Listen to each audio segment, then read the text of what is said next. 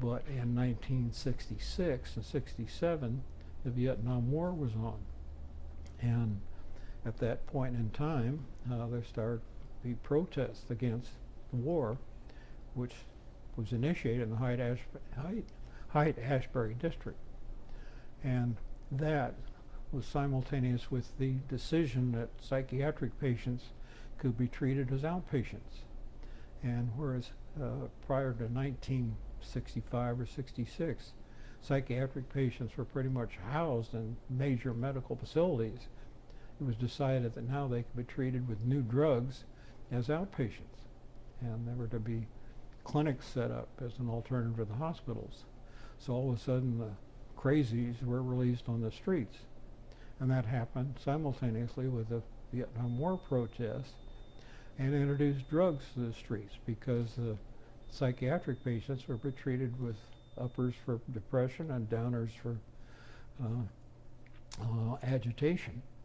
And drugs were adopted by the protesters against the Vietnam War.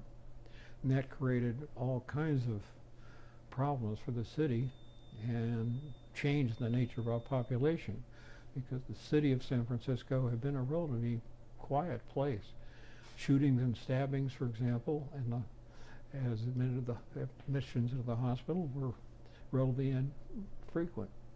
When I was chief resident at San Francisco General, perhaps we had 1 or 2 stab wounds a week and maybe 1 gunshot a week.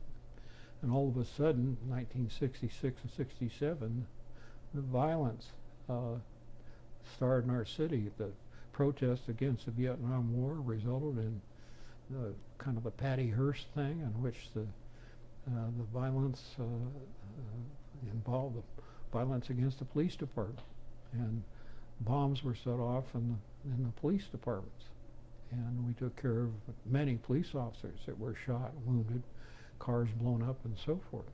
So the city went almost overnight from a benign place to a violent place, you might say.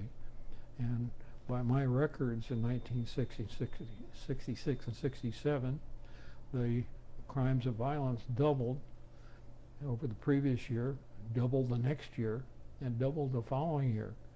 So now we had a problem how to deal with this new nature of our practice. Previously oriented toward older patients and relatively benign city. Now we're dealing with a violent city and having to reorganize to handle the overload of trauma. So we had 1 ambulance system at that time that served the entire city. And the private ambulance sector has only delivered patients from hospital to hospital. And every ambulance call was received, as it probably still is by the fire department, taken to San Francisco General Hospital. And if it were a private patient and able to be transferred, then a private ambulance would take the patient from there. But we had all this violence among the hippies, and of course they weren't private patients exactly.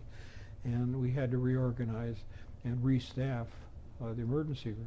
So we ended up increasing the number of residents we had in the emergency department and organized our staffs to meet with the violence.